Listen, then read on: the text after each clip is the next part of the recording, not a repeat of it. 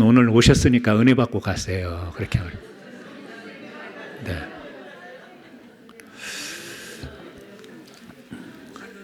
예, 저는 오늘 본문 말씀을 통해서 좋은 시작 끝까지 가도록 이런 제목으로 말씀을 나누려고 합니다.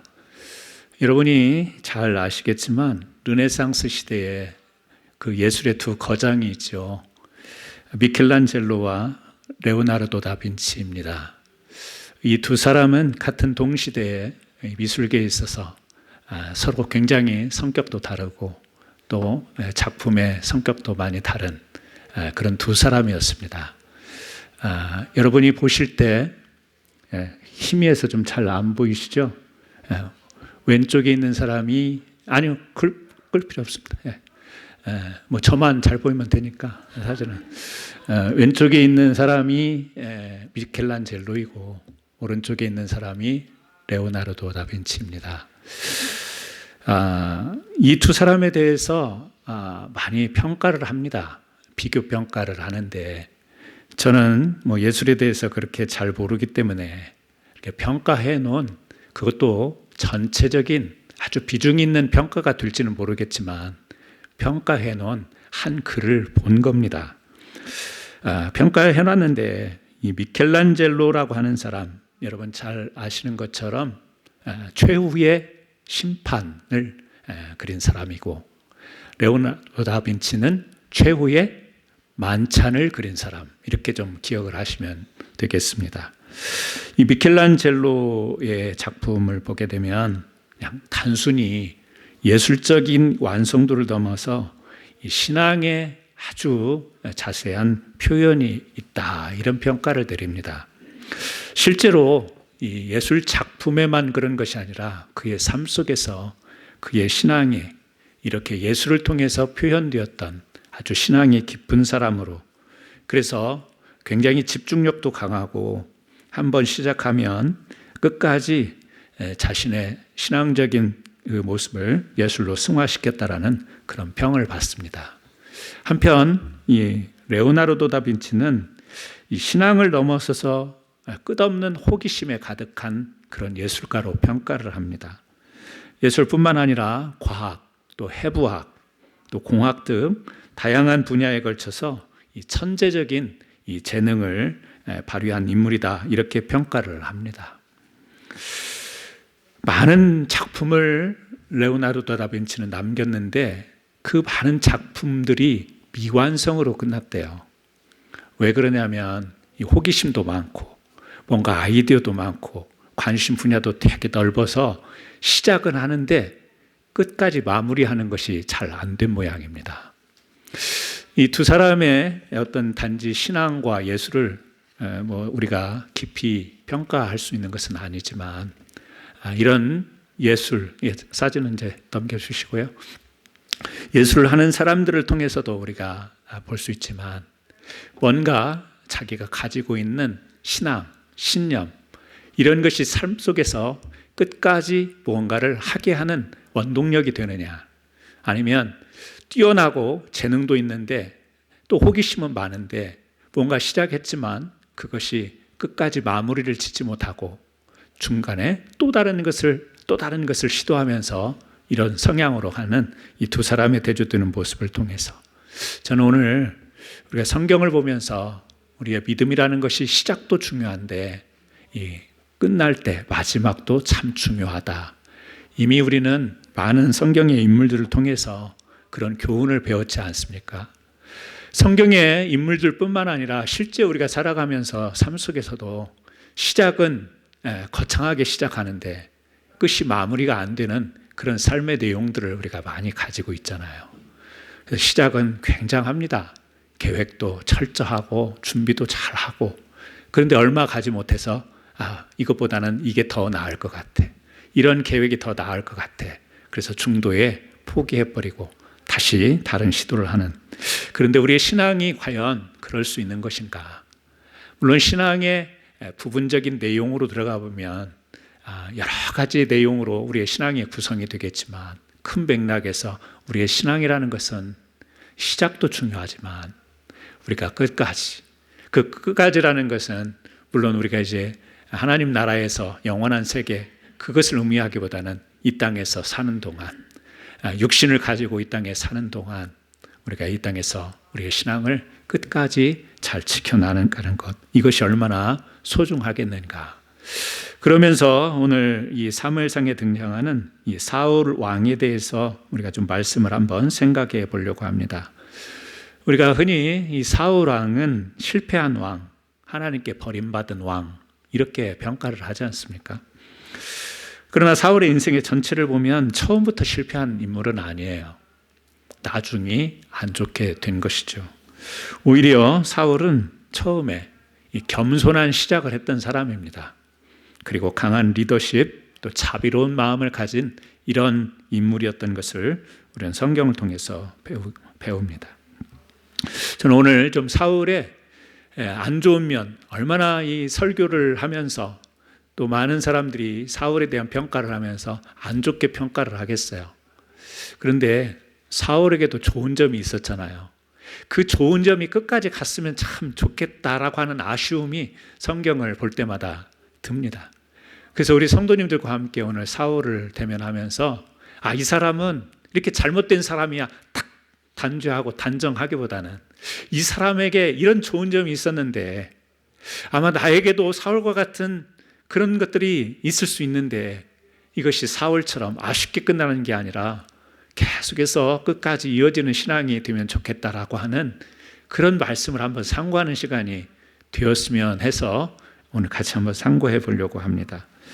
먼저 사무엘상 9장 21절을 우리가 읽었지만 이 사울이요 이제 이스라엘의 왕을 삼으려고 하나님이, 물론 이스라엘 백성들이 하나님께 간청해서 하나님이 원치 않는 그런 계획으로 이 왕을 세우지만 하나님이 허락하신 이 왕을 처음에 사울을 삼습니다.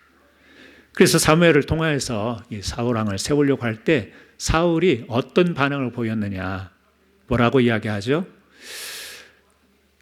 사울이 대답하여 이르되 나는 이스라엘 지파의 가장 작은 지파 베냐민 사람이 아니니까 또 나의 가족은 베냐민 지파의 모든 가족 중에 가장 미약하지 아니하니까. 집안 이야기를 해요. 그러니까 적어도 이스라엘의 지도자가 되려면 좀 이런 집안의 사람이어야 되지 않습니까? 출신 가문이 이래야 되지 않습니까? 라고 하는 것이 예나 지금이나 좀 일반적인 사람들의 생각이었던 것 같아요. 그러니까 자신이 생각해도 내가 이런 중요한 직에 오른다라고 하는 것은 이거는 딱 먼저 떠오르는 것이 자기의 출신 성분, 이걸 생각한 것 같아요. 자격이 없는 것 같습니다 라고 이야기를 합니다. 우리는 이 21절 한 구절을 보면서 이 겸손한 사울이다 이렇게 말을 할 수도 있겠지만 여러분, 우리는 그렇게만 볼 수 있는 이 사울 왕의 국한에서만 볼 수 있는 내용이 아니에요. 성경에 보면 이 자격 없어 보이는, 우리 사람들이 볼 때 자격 없어 보이는, 또 세상적 기준으로 볼 때 참 미약한 그런 사람들이 하나님 앞에 세움을 받고 쓰임을 받는 사람을 많이 보지 않습니까? 꼭 성경 시대가 아니어도 교회사 역사 가운데 그런 사람들이 많이 있습니다. 때로 자신감이 없고 스스로 준비되어 있지 않다고 하는 사람을 하나님이 세우시는 경우를 우리가 많이 볼 수가 있어요. 그 대표적인 인물 가운데 한 사람이 바로 오늘 사울일 수도 있습니다. 그리고 10장 22절에 가보면 사무엘이 백성들 앞에서 왕을 세우려고 할 때 도망가요, 사울이. 그리고 짐 사이에 숨었다 이렇게 표현됐습니다. 그러니까 이것은 그냥 말로 한번 이렇게 체면상 거절하는 게 아니고요, 실제가 그랬던 거예요. 내가 저 자리에 왕으로 삼겠다고 하는 이 일을 감당할 수 있겠나, 그래서 숨어 있었다 이렇게 이야기를 합니다. 이런 모습을 보면 사울의 출발은 겸손해 보입니다. 그런데 겸손이라는 단어를 여기서 우리는 한번 생각해 보는 거예요. 겸손이라는 단어를 한자로 되어 있지만 풀이를 해서 놓은 걸 보니까 이렇게 되어 있습니다. 남을 존중하고 자기를 내세우지 않는 태도. 우리 겸손 그러면 뭐 말로 설명하지 않더라도 자기를 낮추는 모습 이렇게 생각을 하잖아요. 그래서 나를 막 내세우지도 않고 자랑하지도 않고 나대지도 않고 그냥 공손한 모습으로 이렇게 있는 것을 우리는 떠올리죠. 겸손 그러면. 그런데 좀 오늘 성경을 보면서 겸손이라는 단어를 한번 생각해 봐요. 겸손이라는 것은 자기를 내세우지 않는다라는 의미도 담겨 있지만 상대방을 존중한다라는 데 사실은 무게가 실려 있는 거예요. 그러니까 우리가 사울 왕이 지금 왕으로 삼겠다고 할 때 우리 집안이 이런데 내가 감히 어떻게 막 숨어버리고 이런 모습을 겸손한 모습이라고 본다고 할 때, 여러분 겸손한 모습은 내 초라한 모습, 연약한 모습, 자격 없는 모습에 내가 그걸 인정하고 좋아하는 것을 겸손이라고 말하기보다는 겸손은 상대방, 하나님이 부르셔서 사무엘을 통해서 하나님이 기름을 부으셔서 왕을 세우려고 하잖아요. 이 하나님의 뜻을 진짜 존중할 수 있는 것이 겸손이 되지 않겠습니까? 그러면 우리는 이 겸손을 이야기할 때 어떤 때는요 겸손한 척을 할 때도 있지 않습니까? 겸손한 듯이 말을 할 때도 있지 않습니까? 속마음하고 다르게 나를 낮추는 모습.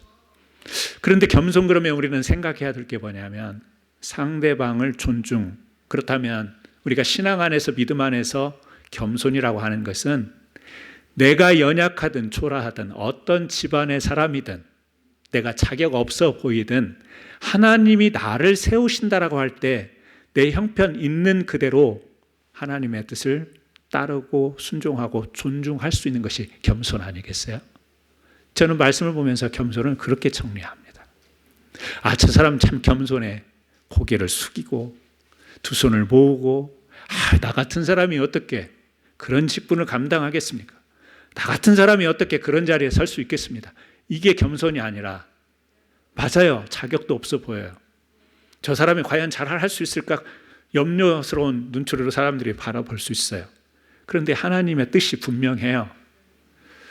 네가 이 일을 해야 된다라고 하면 그것이 주님의 뜻이라면 그 뜻을 존중해서 순종하겠습니다. 이게 겸손이 아닐까. 여러분 저와 같은 생각이 있다면 아멘 한번 해보시죠. 그러면 앞으로 여러분 겸손하셔야 됩니다.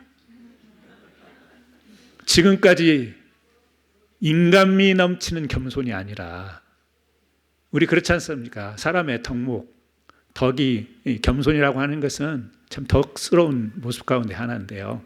저는 다르게 이야기하면 그거 참 인간미 있는 거예요. 사람이 미안할 줄도 알고 사람이 좀 사람들 앞에서 나대지 않고 낮아질 줄도 알고 참 인간미가 넘치는 겸손도 우리에게 소중하지만 신앙 안에서 믿음 안에서 지금 우리가 성경을 펴놓고 믿음 안에서 이 겸손을 생각한다면 내가 그런 부족함이 있어도 하나님이 주의 종을 통해서 하나님이 옆에 있는 사람을 통해서 하나님이 어떤 사건과 상황을 통해서 나를 세우시고 부르신다면 여러분 어떻게 해야 되겠습니까? 숨어야 되겠습니까? 못합니다. 저는 이런 사정이 있고 저는 이런 형편에 있고 저는 이런 자격이 안 되니 못하겠습니다. 여러분 이렇게 해야 되겠습니까? 아니면 여러분이 조금 전에 아멘 하신 것처럼 하셔야 되겠습니까? 이럴 때 아멘을 해야 된다니까요. 그 타이밍을 맞춰줘야 된다니까요. 여러분 그렇습니다. 우리는 성경을 보고 개념을 정리하면서도 어떤 때는 우리 인간 아니면 나 중심 내 생각의 기준으로 개념을 정리할 때가 많습니다. 내 기준으로 겸손을 우리가 이야기하자면 맞습니다. 나대지 않고 자기를 내세우지 않는 게 맞습니다. 그런데 하나님의 입장 또 하나님의 관점으로 우리가 겸손을 이 개념을 이해를 한다면 그 하나님의 뜻에 부르심에 존중할 줄 아는 것 이것이 겸손이다. 그래서 오늘 캔사스 한인장로교회에서 예배드리는 저와 여러분 모두는 정말 하나님 앞에서 겸손한 자들이 되었으면 좋겠고 그 겸손이 내가 젊었을 때는 내가 청년 때는 이제는 나이 먹었으니 내가 젊은 사람들 앞에서 함부로 말하고 함부로 나서지 않고 이게 겸손이 아니라 쪼그라든 것 같고 힘이 없는 것 같아도 하나님이 뜻이 있어서 세우신 자리라면 순종하겠습니다. 이게 겸손인 줄 믿으시길 바랍니다. 우리 본인이 연세 드셨다고 생각하는 분들만 아멘. 본인이 젊다고 생각하시는 분들 아멘. 예, 하여튼 착각은 자유니까. 그러나 우리 모두가 겸손을 끝까지 붙들고 가는 분들이 되었으면 참 좋겠습니다. 젊었을 때는 겸손했는데, 중년이 되어서는 겸손했는데, 이게 나중에 가서는 하나님 뜻, 하나님의 계획, 하나님이 뭘 말씀하시는지는 알겠지만 내가 지금 이렇게 초라하게 됐는데 어떻게 하나님 이 자리에 서서 하겠습니까? 라고 하는 것은 우리의 겸손이 중단되어 있는 것, 끝까지 겸손으로 가지 못하는 것이 될 수 있으므로 오늘 우리는 사울을 보면서 처음에 이 겸손한 모습이 우리가 생각하는 겸손한, 그냥 일반적인 사람들이 생각하는 겸손한 모습이지만 이게 정말 하나님이 주시는 뜻에 하나님에 대한 겸손으로 나갔다면 중간에 사울이 변질되지 않았을까, 이런 생각을 해본 거예요. 끝까지 겸손히 가지 않았을까? 왜? 하나님의 뜻에 겸손으로, 진정한 겸손으로 나갔으면 하는 아쉬움으로 이 말씀을 생각해 봤습니다. 두 번째는요, 이 사울은 이제 왕으로 세움을 받고 사무엘상 11장에 가보면 성령의 감동을 따라 움직입니다. 진정한 이스라엘 백성의 리더로서 이 단지 용기 있는 장군이 아니라 성령에 감동된 자로서 행동하는 것을 볼 수가 있습니다. 이때 당시에 암몬 왕이 이스라엘을 막 조롱합니다. 비웃습니다. 왕으로서 이 사울이 들을 때 얼마나 분노가 치밀겠어요. 그런데 성경은 어떻게 표현을 하고 있냐면 사무엘상 11장, 여러분 그 주보 뒤에도 말씀 나와 있죠. 11장 6절 말씀에 사울이 이 말을 들을 때 하나님의 영에게 크게 감동되매 그의 도가 크게 일어나. 암몬이 막 조롱합니다. 그런데 사울이 그 이야기를 들어요. 그러면서 막 화가 일어났습니다. 화를 냅니다. 그런데 그때 어떻게 성경 표현하냐면 하나님의 영에게 크게 감동하며 그랬어요. 하나님의 영에 감동되었다.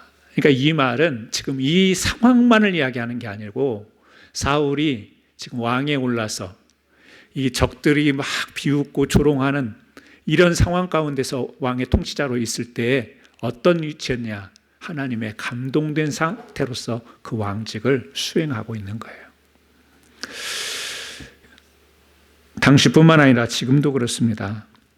당시에도 군사적인 힘, 그것이 권력이고 그것이 통치의 힘이 되어야 되는 것 아니겠어요? 그러니까 왕이라고 한다면, 통치자라고 한다면 그에게 항상 따라야 될 것이 권력이에요. 힘이에요. 군사의 힘이에요. 그런데 성경은 그 군사의 힘보다 무엇을 강조하고 있냐면 성령에 감동된 사람. 우리는 성령 그러면 굉장한 이미지가 있지 않습니까? 막 방언을 말하고 예언을 말하고 막 치유도 되고 기적도 일어나고 막 떨리는 현상들을 생각하게 되죠. 근데 우리가 성경을 이제 공부를 많이 하셨기 때문에 성령 그러면 우리가 떠오르는 게 뭐죠? 하나님의 말씀이 우리를 가르치고 하나님의 말씀이 우리에게 조명해서 지시하시고 깨닫게 하시고 분별하게 하시고 그 분별을 통해서 행하게 하시고, 이게 뭐예요? 성령이 우리 가운데 임재할 때 나타나는 것. 물론 방언도 하고 예언도 하고 이런 현상적인 것도 있지만 가장 중요한 것은 성령은 말씀과 동떨어지지 않은 거예요.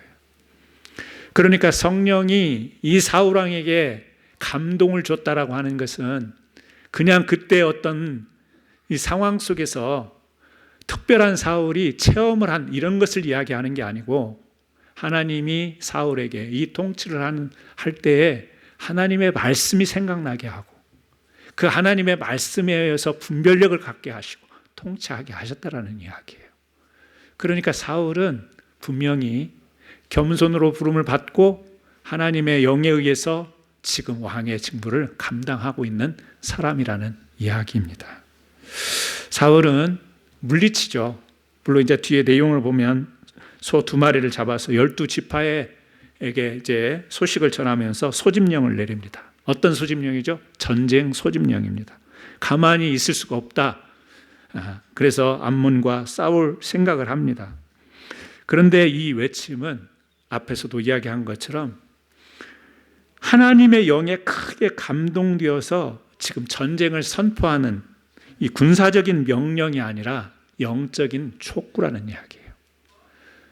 그냥 겉으로 보면 이제 전쟁하려고 사람들을 모으는가 보다. 소집령. 사울이 열받은 모양이다. 싸우려고 하는가 보다. 이렇게 보이지만 지금 사울의 소집령은 영적인 촉구. 이스라엘 백성들이 다시 하나님의 이름으로 모여서 하나님의 거룩한 백성이 조롱과 모욕을 받는데 가만히 있을 수 없다.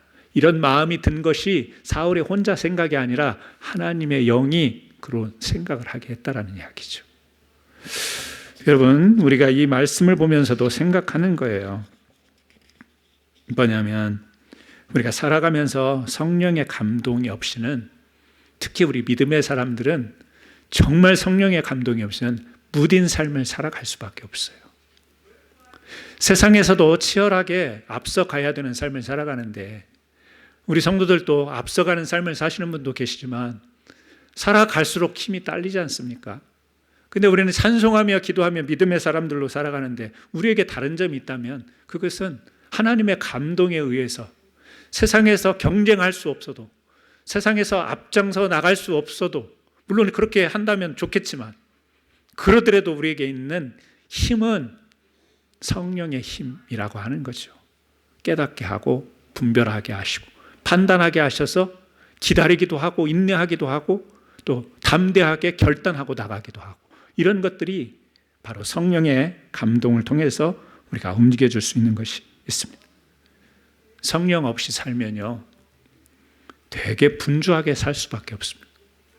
근데 또 남는 게 뭐냐면 공허함이에요. 열심히 일했는데 보답이 없다. 그것처럼 허무한 일이 어디 있겠어요.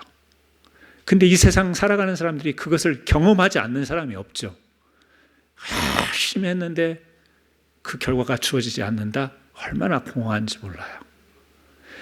우리 믿는 사람이라고 해서 다를 바가 없어요. 우리도 막 분주한데 공허한 일들이 우리를 에워싸고 있어요. 근데 다른 점은 뭐죠? 성령으로 살기 때문에 그것을 해석할 줄 압니다. 그리고 그것으로 끝나지 않습니다. 그것이 계속 이어집니다.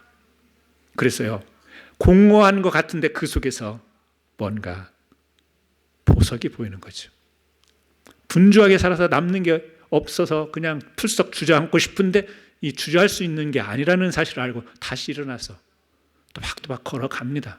이게 뭐죠? 성령에 감동된 사람. 감동이라니까 좀 어려울 수도 있습니다. 성령의 사람. 여러분들이 성령의 사람이니까.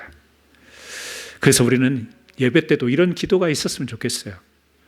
주님, 성령의 감동, 민감한 영적인 감각을 주셔서 한 번만 기도하고 한 번만 문제 해결받고 한 번만 성공하는 삶이 아니라 끝까지 이 믿음으로 살아가는 믿음의 사람 되게 하옵소서. 이 기도가 저와 여러분 앞에 있기를 바랍니다. 위기 앞에서도 하나님의 뜻을 분별하고, 여러분 어려움 속 앞에서도 담대하게 반응하고, 어떤 삶의 결과가 주어지든 하나님의 영광으로 생각하고 하나님의 영광과 관련된 것으로 이 결론을 맺을 수 있는 저와 여러분 되었으면 참 좋겠습니다. 세상은 우리를 이해 못합니다. 그래서 심지어는 손가락질하면 미쳤다고 할 겁니다. 저렇게 실패했는데 주님께 영광 돌린다고? 말이 안 되잖아. 저렇게 주저앉아 놓고 무슨 저런 모습으로 하나님께 영광을 돌려 욕되게 하는 거지 라고 세상은 비난할 수 있습니다. 성령을 통해서 감동을 받지 못한 자들의 눈이 정확할 수 있습니다.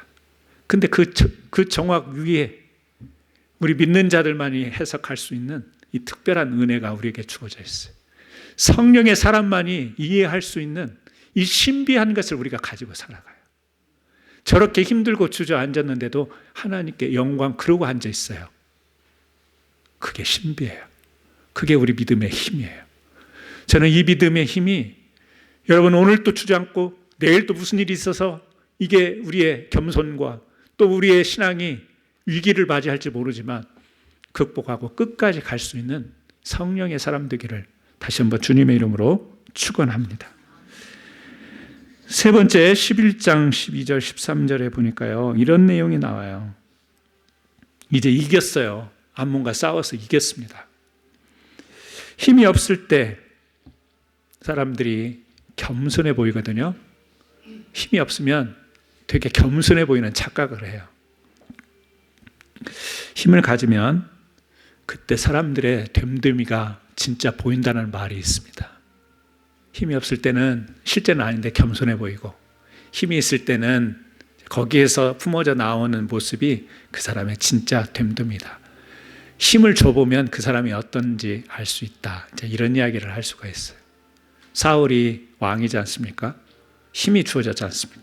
그리고 전쟁에서 암몬과 승리했습니다. 승승장구합니다. 백성들이 저 조롱하던 저 암몬 사람들을 물리쳤으니 저들을 가만두지 맙시다. 막 원성이죠. 이구동성입니다. 그러면 그 백성들이 막 환호하고 외칠 때 사울이 멋있게 그러자라고 하면 막 계속해서 분위기가 일사불란하게 막 끌어오를 거예요. 이스라엘 분위기가 굉장히, 자기도 조명을 받고 그럴 겁니다. 그런데 이 사람들이 그 적들에 대해서 그러자라고 할 때 사울의 반응을 보십시오. 왕을 조롱했던 저들을 끌어내서 죽이자라고 할 때 사무엘상 11장 13절 말씀이에요. 이 말씀은 같이 읽었으면 좋겠어요. 사무엘상 11장 13절입니다. 같이 읽습니다. 사울이 이르되 이날에는 사람을 죽이지 못하리니 여호와께서 오늘 이스라엘 중에 구원을 베푸셨습니다. 무슨 이야기죠? 오늘 이 싸움에서 우리가 승리를 했는데 여호와께서 우리를 구원을 베푸신 날인즉 사람을 죽이지 말자, 보복하지 말자, 지금 이런 말이에요. 일반적이지 않지 않습니까? 우리가 보통 그냥 우리 사람들 사랑하는 사이에서 일어나는 일이 아니에요. 시원하게 보복을 해야 그날 저녁에 두 발을 뻗고 잘 수 있어요. 나에게 욕을 한 사람, 내가 욕 한마디 얻어먹으면 나중에 숨어서든 목소리를 꾸며서든 그 사람한테 3번 욕해야 시원하거든. 보복을 해야 직성이 풀려요. 운전할 때 끼어든 사람을 기어이 내가 앞에 가서 한 번 더 막아버려야 속이 풀려요. 그게 우리 그냥 자연스럽게 우리 몸에 배어있는 이 보복의 심리가 우리 사람들에게 있어요. 물론 우리 캔서스 한인장로교회 성도님들은 그러지는 않죠. 근데요, 이게 이스라엘 백성들의 마음이 사람들의 마음이에요. 근데 사울이 이런 이야기를 해요. 여호와께서 구원을 베푸신, 오늘 우리가 힘을 합하여 우리가 단결하여 저들을 물리쳤으니 그래 때는 됐다, 저들을 물리치자, 이게 아니고요, 오늘은 하나님께서 우리에게 구원을 베푸신 날이니 그 구원을 베푸신 은혜의 날에 사람들을 죽이지 말자. 여러분, 이것이 사울의 말이었어요. 멋지죠? 사울 괜찮았다니까요. 이 모습이 끝까지 갔으면 얼마나 좋았겠어요. 너무 아쉬워요. 사울이 나중에 해카닥했다고 막 제가 그런 설교를 하고 싶은 마음이 아니고, 야, 참 아깝다 이 사람, 사울 이 사람 참 아쉽다, 이 생각이 많이 들어요. 정말 멋있는, 정말 신앙 고백과 같은 말을 하는 거예요. 여러분, 오늘날 자신이 책임져야 할 것을 다른 사람들에게 전가시키는 걸 많이 봅니다. 상대를 공격해야 내가 산다라는 원리에 마음도 생각도 빼앗겨가지고 그렇게 사는 것을 당연하게 여기는 시대인지도 모르겠습니다. 자비의 품격이 사라지는 시대가 됐는지도 모르겠습니다. 그러나 하나님의 구원을 경험한 우리들은 이 자비의 품격도 성령의 감동과 더불어서 지켜나갈 수 있는 믿음의 사람들이 되었으면 참 좋겠습니다. 힘, 권력은 복수의 도구가 되어서는 안 된다고 세상에서는 많이 말합니다. 외치는 것과 실제는 다릅니다. 말은 그렇게 하는데 실제로 가보면 힘이, 권력이 복수의 도구가 되는 것을 봅니다. 혹시라도 우리 성도님들 세상의 권력 그것은 아니어도 여러분에게 작은 힘, 작은 어떤 권력, 어떤 작은 자리가 주어진다면 그것을 가지고 하나님의 구원을 생각하고 하나님의 영광을 이야기하고 또 하나님이 원하시는 사랑과 자비의 삶을 끝까지 지켜나갈 수 있는 저와 여러분 되기를 다시 한번 주의 이름으로 축원합니다. 말씀을 마칩니다. 사울은 이렇게 아름다운 출발을 했지만 나중에 아말렉 전쟁에서 겸손이 교만으로, 성령의 감동이 자기 뜻으로, 자비가 분노와 집착으로 바뀌어 버렸습니다. 우리는 사울을 보면서 단지 그가 실패했다, 이런 우리가 성경의 인물의 평가가 아닌 실제 내가 오늘 삶 가운데 정말 작은 믿음을 가지고 겸손을 지키고 있는가, 성령의 사람으로 살고 있는가, 그리고 또 자비의 품격을 가지고 있나.